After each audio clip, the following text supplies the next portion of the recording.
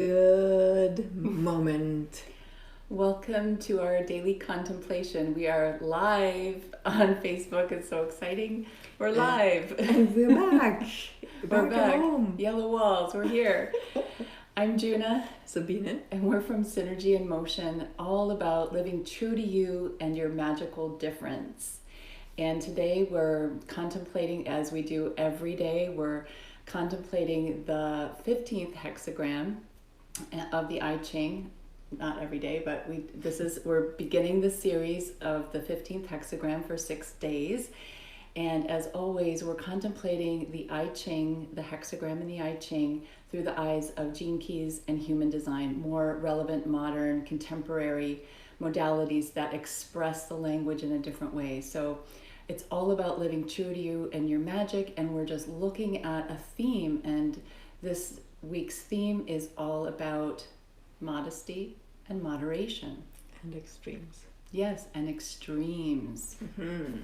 And it's not what you think it is. Modesty, it seems kind of boring and staid, and but it's not really, as we've been exploring. Mm-hmm. Yeah.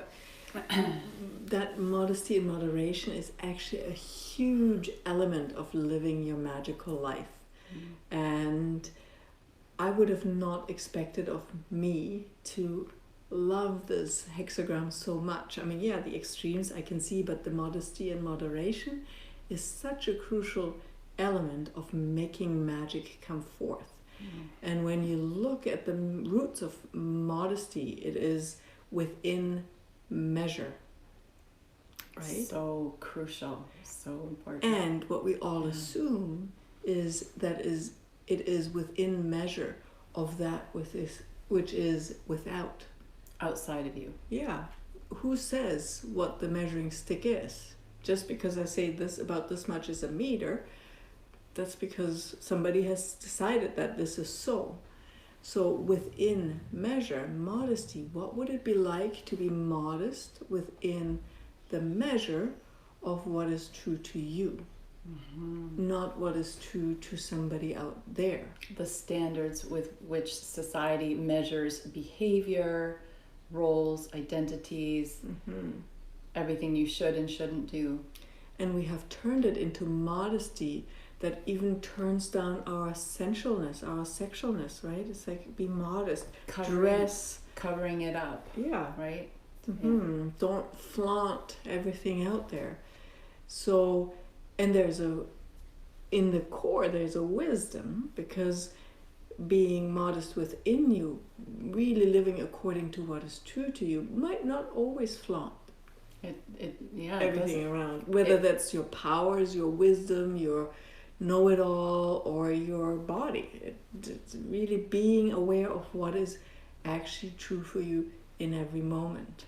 And I want to share with you a really cool thing with the hexagram. The hexagram is the symbol in the I-Ching, and it's the mountain within the earth. And so there's always 6 lines in the hexagram, and there's a bunch of like the dotted lines, the broken lines. So within those broken lines, there's a yang line in the middle, and that's Which is a line that goes all the way through. And it's this strong line. So it's the mountain within the earth. Just feel that, like the mountain within the earth. So that's what we're talking about. So the person who has the mountain within the earth, on the outside is the receptivity and the graciousness of the earth, and then within there's this power and strength that is able to take the sword and chop off a head when needed to, or to bring up that power and that energy and that strength when needed, but it doesn't need to flaunt it. It's kind of cloaked in the earth. But in the earth, there's this mountain that stands strong. Mm-hmm. So that's the energy that we're talking about this for the whole next 6 days. The mountain within the earth.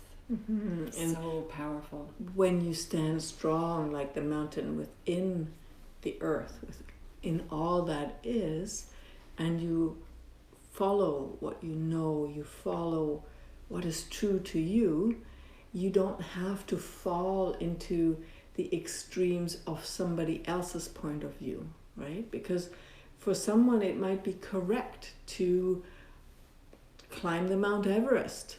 for me personally, that wouldn't be correct, right? My body would probably not enjoy that very much. But for that person, that is correct. So for me, that would be an extreme that doesn't work. For that other person, Reinhold Messner, that was totally correct for him to walk up that mountain without even an oxygen mask.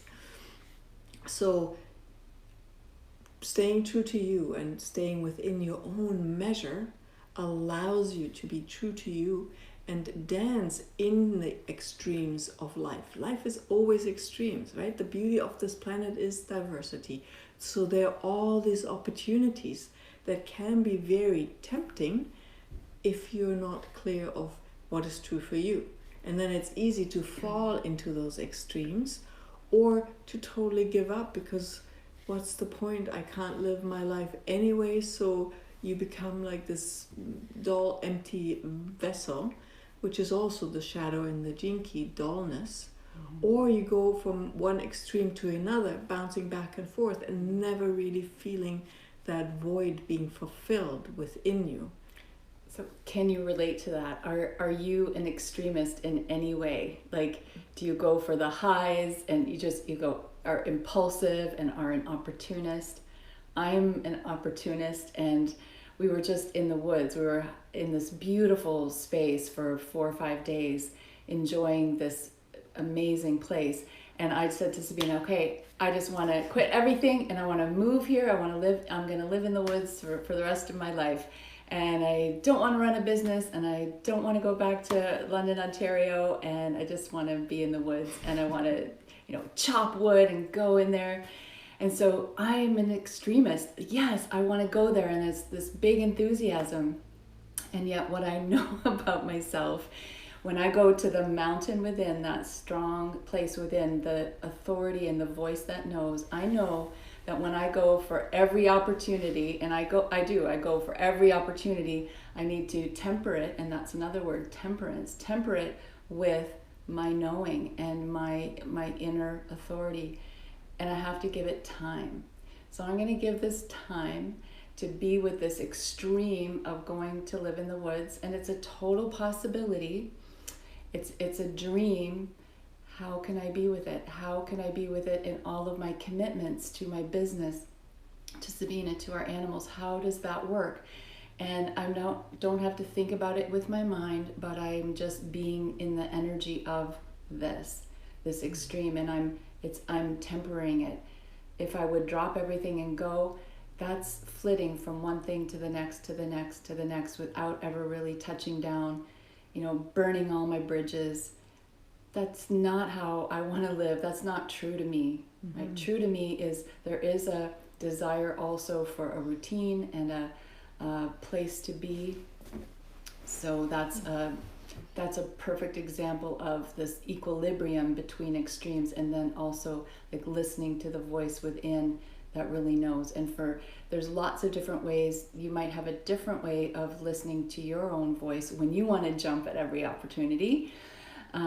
So for me, it's waiting, and like waiting for my highs and my lows, and then to find sort of an equanimity, and then from that place of stillness, I can choose. Mm-hmm. And that's one way, and the other way would be that you just, literally give up. It's like there's so many opportunities, so many possibilities. I don't know what to choose. I can't get it right. So might as well go with the flow. And there's a saying that I very much love, and that is, only dead fish go with the flow. Think about that. If you want to be an alive fish, a dolphin, you play in the flow, you play in the waves, and you have fun in the waves. Mm-hmm. But that requires you to be within the extremes of life, in the equilibrium within yourself, really listening to what is true to you. And that is actually a huge part of our apprenticeship, Ignite Your Magic, that we run for 3 months, for if you would like to take this further. Mm-hmm. So just again, perceive that energy of when you're mountain within earth. to speak in the I-Ching language, that strength, that stillness, that can go into extremes without losing who you are. Just perceive that energy. Be the mountain within earth. Be you within the beauty and diversity of this world. That's strength. And allow yourself to play within the extremes, within the waves, within the rhythms of life.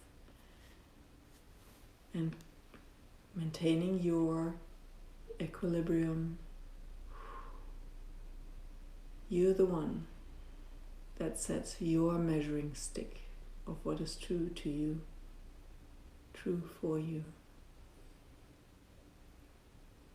And what would it be like for you to let go of the measuring sticks that you have adopted from others, from our society, that actually don't work for you anymore, that feel kind of twisty and don't make your heart laugh? What if you could be modest and moderate within your own measure, and thus maintaining your equilibrium, which is not always like this. Sometimes equilibrium looks like this, or like that. There's a creative tension within that, but that we will play with for the next following 5 days. Yeah. Okay, as you can tell, this is full of It's exciting. richness and amazing. Yeah, it's just, whoa, so cool. So remember, with all of this, with this modesty and moderation and extremes, you are creating a whole new world today. What's it gonna be? And we will see you tomorrow morning here at Synergy in Motion. Bye. Bye.